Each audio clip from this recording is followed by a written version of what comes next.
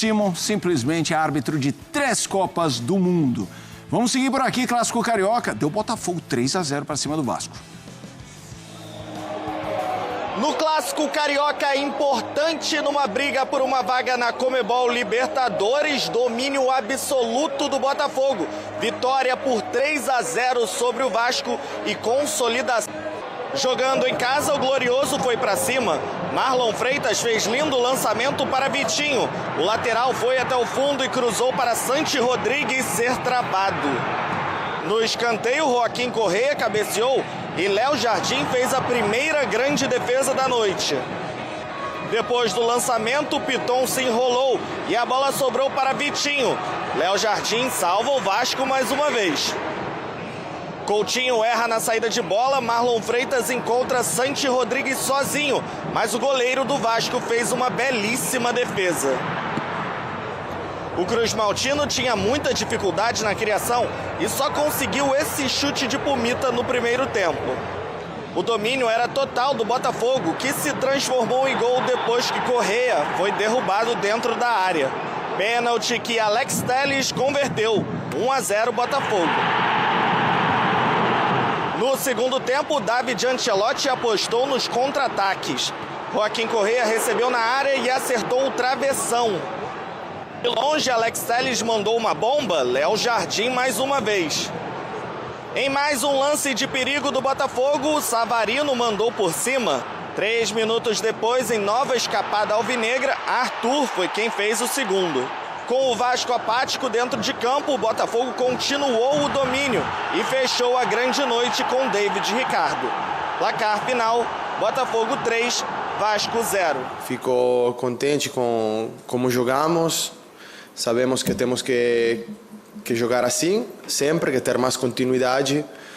Mas hoje é parabenizar a eles porque jogaram muito bem. Foi um prazer ver o time jogar hoje. Tirando os minutos iniciais do jogo, que o Botafogo estava respeitando bastante, a gente estava com controle sem agredir muito, máximo até 10 minutos do jogo. Depois o Botafogo foi dominante, a gente marcou mal e jogou mal. Então o placar refletiu o que foi o jogo e eu sou o grande responsável por isso, porque foi uma partida que a gente praticamente não teve chance de ganhar o jogo. Eles criaram mais do que a gente, eles finalizaram mais, acho que tiveram também mais posse, marcaram melhor, fizeram mais falta, na hora que era fazer falta. Então foi uma partida que, uma vitória meio inquestionável. Com o resultado, o Botafogo se consolida de vez na briga por uma vaga direta à fase de grupos da Libertadores. Já o Vasco chega a 2 derrotas consecutivas e freia o bom momento de Fernando Diniz à frente do clube.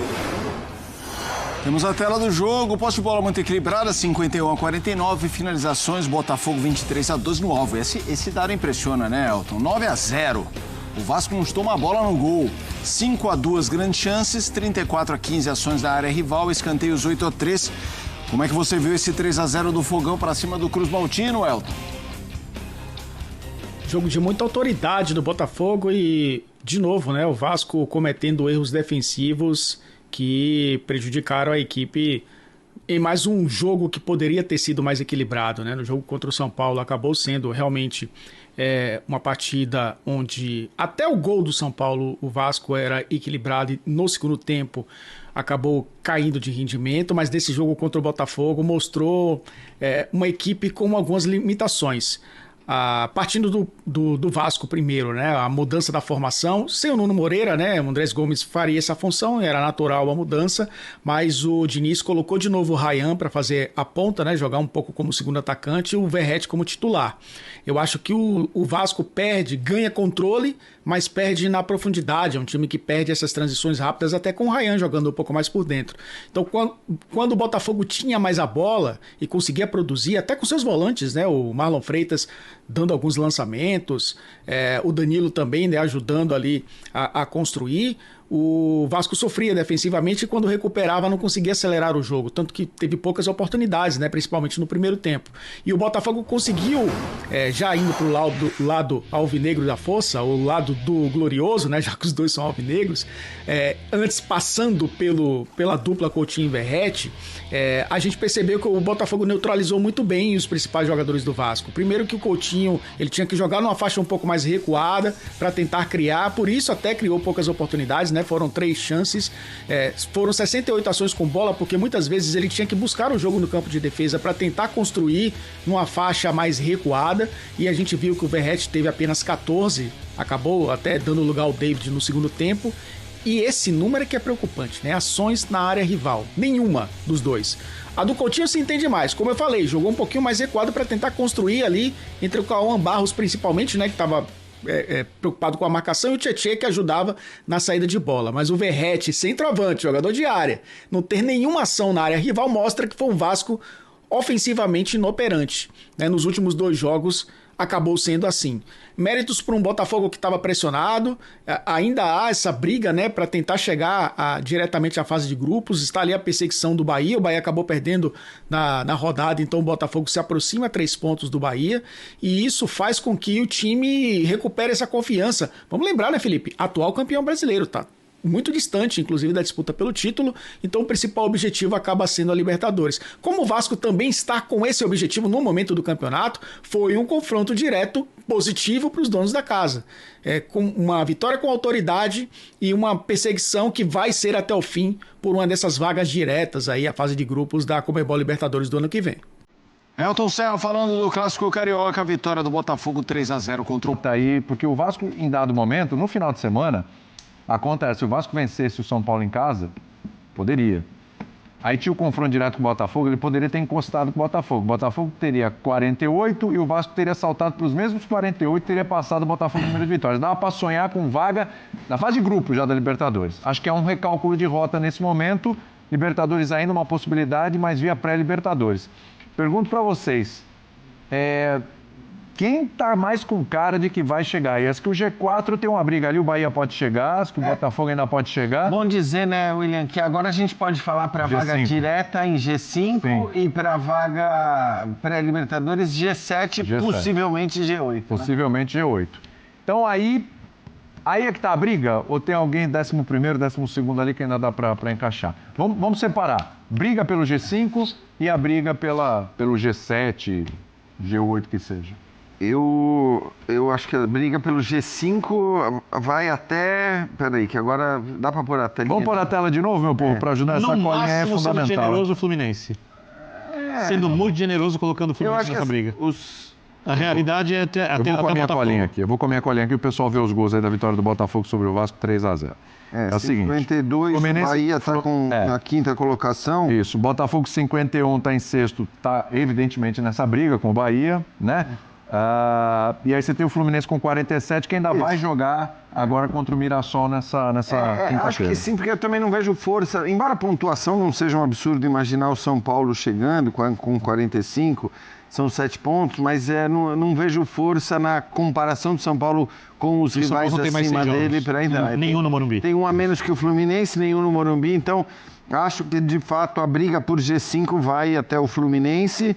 E a briga pelo G7 ou G8, essa vai até o Corinthians. Corinthians em 10º. O Atlético vai, já começa a pensar na Sul-Americana. Tem um jogo a menos. Um jogo a menos, O Galo vai ter aquela coisa também de ver como vai ser a Sul-Americana, né? E o que vem depois dela. Porque a Sul-Americana tem uma final antes da final da Libertadores. Já pode dar essa vaga. E aí você tem, acho que se não me engano, 3 rodadas depois, né? Da final da Sul-Americana. O Flu tem um jogo a menos em relação ao Botafogo, que é o 6º.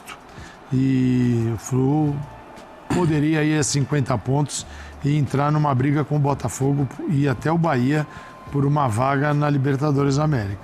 Na direta, né? Direta. Sim, Talvez, né? Direta porque... Na fase de grupos. Porque porque você vai no direto. Direto é G5 agora. Então o Bahia tem 52, Botafogo 51, Fluminense pode ter 50. Só pra te ajudar, Calçade, os próximos 4 jogos do Fluminense: Mirassol amanhã, Cruzeiro fora, Clássico contra o Flamengo e jogo contra o Palmeiras no Allianz. Meu Deus do céu, repete isso? Realmente. A gente tá falando da sequência do Santos. Mirassol amanhã, Cruzeiro fora, Clássico contra o Flamengo, Palmeiras no Allianz. Tá, e o São Paulo vai ter o Bragantino na Vila Belmiro no próximo final de semana, volta da data FIFA, tem clássico contra o... Aí depois tem o Juventude, aí volta da data FIFA, né? Tem um jogo contra o Corinthians e depois tem um confronto direto com o Fluminense. Que é na Vila ou é fora? Não, é fora, é no Maracanã. O jogo contra o Juventude, onde ele manda... Eu não sei onde vai ser, provavelmente na Vila Belmiro. Então mantenho até o Fluminense brigando pelo G5. Se fosse na Vila, acho que até pela diferença de jogos, a tabela do Fluminense é bem mais complicada que a do São Paulo, mas acho que se fosse... No confronto direto ali, você acha que... E aí, hein? Eu acho que você não pode descartar o Fluminense com 47 pontos e um jogo a menos para ir a briga pelas primeiras 5, 6 posições e... Não coloco o São Paulo nessa briga, muito difícil. Concordo com o Jean pela força da equipe, pela inconstância e porque não joga mais no Morumbi. Talvez jogue a última partida, mas não joga mais no Morumbi. Eu acho que a briga do São Paulo é realmente, assim, pela 7ª posição. A 6ª é difícil, mas ainda dá para lutar mais do que isso. O Cruzeiro, para mim, é o grande favorito da Copa do Brasil. Isso aí pode passar muita coisa. O Cruzeiro decide a vaga na semifinal em Itaquera. Mas você acha grande favorito? Eu também não concordo com o Pedro, não. Cruzeiro é melhor que o Corinthians, eu concordo. Cruzeiro, Corinthians, Fluminense. Mas favorito, não. Entre os 4 é o que eu dou maior percentual, mas é pouca a diferença, eu acho. Não consigo dar um grande favorito. Eu não sei se o São Paulo não está nessa briga. Francamente. Pela 7ª vaga? Não, pela 7ª posição está na briga. Não, tem que ser pela 5ª. A gente está falando brigar por vaga direta. Pela 5ª vai ser meio 7 pontos atrás do Bahia? É complicado, hein? Difícil. Não, tô falando pela 5ª é difícil. Pela quantidade agora, disputa... E pelo que se joga, pelo que se faz. Porque até o Fluminense, para mim, pela pontuação, é um pouco diferente do que esperar dele dentro de campo, diante de oscilação. Tem uma diferença para mim. Mas ainda acho que tem muita coisa aberta ali. Estou muito curioso pro Mirassol e que seja premiado em sustentar essa reta final de campeonato. Parece que a todo momento a gente está ali querendo entender, está sustentando, agora faltando para ele. O Mirassol é incrível, cara. Ele tem o mesmo número de derrotas do Palmeiras e do Cruzeiro, só perdeu 5 jogos do campeonato. A campanha absurda. Porque é muito merecido. E está invicto em casa. E acho que assim, também na campanha. Sinceramente, claro que para o Mirassol é muito mais legal a vaga direta, mas ainda que a vaga não seja direta, e aí a gente está falando de 9 pontos de vantagem, né, para sustentar a vaga que não seja direta, já seria um feito absurdo, né? Outra coisa, o Bahia, encerrar. Rapidamente, o Bahia é o líder do campeonato dentro de casa em pontuação. Sim. O Bahia ainda joga em casa contra o Sport, contra o Vasco e contra o Fortaleza. É muito difícil tomar a vaga do Bahia. Bom, vamos terminar o programa. É bom lembrar esse confronto Fluminense e São Paulo, hein? Valendo de repente essa vaguinha na Libertadores. É curioso, hein? Porque é o Zubeldia contra o São Paulo, hein? Já imaginou? O Zubeldia ganha o jogo, Vitor Vino? Que coisa, hein? É do futebol. São Paulo mandou ele embora. Ele disse... Vamos pra casa! E você que tá em casa... Bruno Azevedo, a parada é a seguinte, ó. Estou começando a amar o Ancelotinho e um dos motivos é esse jogo. Tô percebendo. Deixa eu te amar, Ancelotinho. Tem que ser reduzido, né? Não, tá de boa. Tá de boaça. Botafogo 3, Vasco da Gama 0. Vai, Azevedo, manda aí. Pois é, cara, não tenho o que falar. Eu acho que esse 3-0 é um placar mentiroso. Sinceramente, poderia ter sido 5-0 pro Botafogo, que não seria absurdo nenhum. Né? Hoje poderíamos ter tido uma goleada aqui. Tamanha superioridade do dono da casa, dos donos da casa. Botafogo mandou no clássico. Botafogo se impôs, Botafogo controlou o jogo. Cara, sabe a impressão que eu tenho? Até nos momentos que o Vasco esboçou uma reação, parecia que o Botafogo estava propositalmente cadenciando a partida, né, para recuperar o fôlego. Então, assim, foi uma partida extremamente tranquila, uma vitória muito planejada pelo Botafogo. A impressão que a gente tem é essa. Né? E um Botafogo, a gente falava daquele Botafogo Mirassol, né, no jogo anterior, onde o Botafogo não tinha tido um meio-campo capaz de produzir algumas jogadas, né? Hoje foi ao contrário. Hoje o Botafogo fez essa bola girar, o Botafogo conseguiu atacar o Vasco por todos os setores do campo, centralizando as jogadas, pela esquerda, pela direita, né? O Botafogo defensivamente funcionou muito bem, apesar de que teve 1 ou 2 lances ali onde o Vasco por pouco não marca, mas isso não diminui em nada, né, a superioridade do Botafogo na partida. Então foi um clássico num confronto direto com 3 pontos merecidos e pesadíssimos a favor do Botafogo nessa briga por uma vaga na Copa Libertadores da América. Parabéns ao Botafogo, uma vitória realmente onde a torcida, os 13 mil torcedores que aqui estiveram no estádio Newton Santos, mereceram essa partida, essa atuação, uma atuação para deixar o torcedor do Botafogo otimista. E olha, Tuco Correia, esse cara realmente conseguiu, né, mostrar que ele tem capacidade de ser protagonista, porque hoje ele foi o protagonista desse time que jogou muito bem, né? Foi um coletivo que funcionou, mas sempre tem aquele cara que se destaca. Joaquim Correia, para mim, foi o melhor do jogo. Joaquim Correia, o melhor do jogo, quem diria? Do meu lado direito, solta a fera aí, vai! Enzo Grisalho. Enzo, qual foi a parada, qual foi do jogo? Talvez a melhor atuação do Botafogo sob o comando de Ancelotinho.